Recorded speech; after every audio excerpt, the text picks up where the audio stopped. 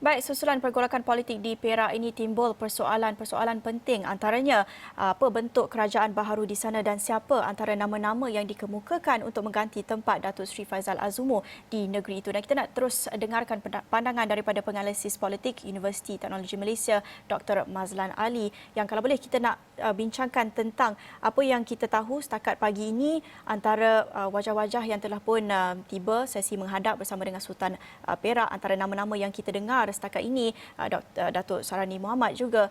Apa pandangan Prof tentang bentuk kerajaan baharu di Perak ataupun masih terlalu awal untuk kita membuat spekulasi? Ya, perkembangan yang berlaku semalam di negeri Perak tidak ramai yang dapat menjangkakan perkara ini berlaku, tetapi nampaknya 48 anggota Dewan Undangan Negeri telah mengundi tidak mengundi untuk usul tidak percaya, menyebabkan Menteri Besar daripada Bersatu telah tidak lagi layak untuk meneruskan pentadbirannya. Dan saya lihat daripada 48 anggota Dewan Undangan Negeri, maka calon-calon yang kita lihat boleh diketengahkan untuk menjadi Menteri Besar yang baru ini nampaknya adalah daripada UMNO. Dan saya fikir sesuatu yang tidak mustahil, wakil daripada UMNO ini akan mendapat sokongan daripada ahli-ahli Dewan Undangan Negeri, termasuk daripada Pakatan Harapan. Ini kerana 48 yang mengundi tidak menyokong usul percaya itu adalah daripada Pakatan Harapan dan juga daripada UMNO. Jadi saya menjangkakan proses yang berlaku ini, iaitu pembentukan kerajaan negeri yang baru, bakal akan menjadi kenyataan tidak lama lagi. Okey, tadi doktor katakan ramai yang tidak menjangkakan apa keputusan yang berlaku semalam, tapi kalau kita lihat dalam kalangan ahli politik di Perak sendiri, boleh dikatakan mereka menjangka apa yang berlaku. Howard Lee sendiri, Adun Pasir Pinji semalam katanya lebih mengejutkan kalau ramai yang tidak menjangkakan perkara ini. Jadi kita lihat juga proses, bukan kata proses peralihan, tetapi aturan peristiwa yang berlaku susulan itu seolah-olah macam begitu lancar. Tempoh yang diperuntukkan untuk proses pengundian semalam juga agak singkat. Jadi tidak dijangka mungkin bagi kita, tetapi adakah Prof melihat perkara ini telah pun diaturkan oleh beberapa pihak di sana?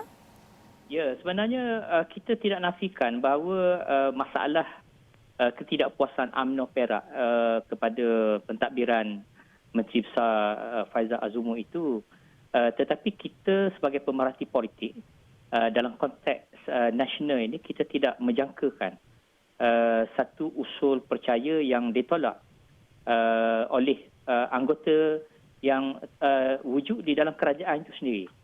Dan sudah pasti tindakan yang dilakukan oleh ahli-ahli Dewan Undangan Negeri daripada Perak itu sebenarnya bukan sekadar memberi kesan kepada landscape politik Perak, tetapi juga memberi kesan kepada politik di peringkat nasional.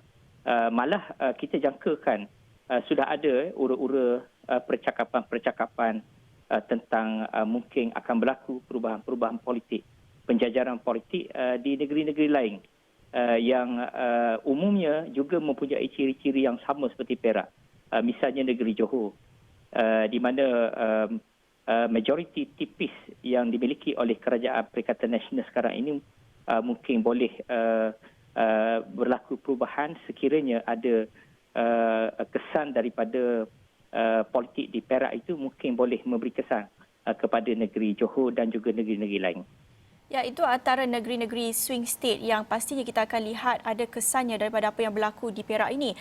Seperti apa yang doktor katakan tadi, kita lihat dapat mengesan rasa tidak puas hati dalam kalangan ahli politik UMNO di Perak, dan ini mungkin mencerminkan juga realiti pada peringkat persekutuan, kita lihat mungkin perkara yang sama berlaku apabila mereka juga memegang majoriti kerusi tetapi tidak dapat menjawat jawatan yang tertinggi seperti apa yang didakwa sebelum ini. Apa agaknya reaksi daripada kalangan UMNO dan Bersatu pada peringkat persekutuan? Mereka kata sebelum ini akan mengadakan kerjasama, tapi itu ketika belanjawan 2021 dan kini mungkin ada keyakinan belanjawan pun dilihat macam dah settle juga. Selepas ni apa pula berlaku dinamik antara Bersatu dengan dalam Perikatan Nasional ini? Kalau kita lihat mutakhir ini, walaupun UMNO adalah parti yang mendukung aspirasi Kerajaan Perikatan Nasional, tetapi mutakhir kita lihat berlaku banyak kritikan-kritikan yang datang daripada UMNO terhadap kerajaan itu sendiri. Dan beberapa pemimpin utama UMNO sendiri telah memberikan syarat kepada kerajaan bahawa mereka akan menyokong belanjawan sekiranya beberapa syarat yang mereka tetapkan dipertimbangkan oleh kerajaan, dan bagaimana sebuah komponen yang berada di dalam kerajaan memberi syarat kepada kerajaan itu sendiri sebenarnya memberi gambaran kepada kita bahawa UMNO sebagai parti yang mendukung Kerajaan Perikatan Nasional itu mereka sebenarnya mempunyai inspirasi yang agak berbeza. Saya lihat mungkin selepas daripada belanjawan ini barangkali UMNO akan terus kritikal dan melaksanakan proses demokrasi yang agak unik mutakhir ini, di mana parti kerajaan sendiri memainkan peranan sebagai check and balance di dalam proses demokrasi itu. Dan kadang ini sebenarnya menarik di mana kita melihat pilihan raya yang ke-15 yang akan datang ini akan menjadi penanda aras kepada realiti politik koalisi yang berlaku dalam negara kita. Baik Doktor, kalau boleh saya nak rangkumkan semula apa yang dikongsikan oleh Ahli Dewan Negara Perak Datuk Seri Anwar Zaini ketika di perkarangan Istana Kinta sebentar tadi. Katanya Sultan Perak, Sultan Nazrin Muizzuddin Shah menggesa parti politik di negeri Perak untuk mencari formula terbaik dalam menyelesaikan krisis politik di negeri tersebut. Katanya bukan tanggungjawab Sultan Nazrin untuk menyelesaikan segala permasalahan yang berlaku. Katanya Sultan hanya boleh menasihatkan cari formula terbaik untuk tubuhkan kerajaan dan pimpinan baru di negeri Perak.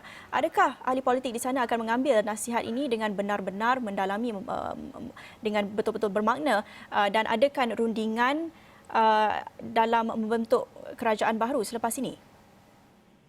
Ya, kenyataan selepas jatuhnya kerajaan pimpinan Datuk Seri Faizal Al-Zumur semalam, PAS telah mengeluarkan kenyataan mereka tidak akan menyertai pembentukan kerajaan baru, dan juga kenyataan daripada pucuk pimpinan kepimpinan Bersatu yang menyatakan rasa kesal di atas peristiwa yang berlaku itu.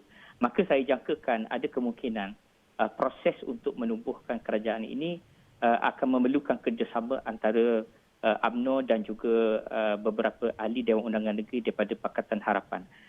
Dan saya fikir ada kemungkinan politik ini akan menghadapi laluan berliku, tetapi saya yakin di atas kewibawaan yang ada kepada Duli Yang Maha Mulia Sultan Perak yang sememangnya terkenal sebagai sultan yang cukup mengambil berat kerajaan, perjalanan kerajaan dan rakyat, sultan yang memahami inspirasi, dan saya yakin dengan nasihat dan juga hasrat baginda mungkin akan dipertimbangkan oleh ahli-ahli Dewan Undangan Negeri untuk mewujudkan kestabilan, mewujudkan kerajaan yang lebih stabil untuk fokus kepada hasrat dan juga khidmat kepada rakyat negeri Perak khasnya dan Malaysia pada amnya.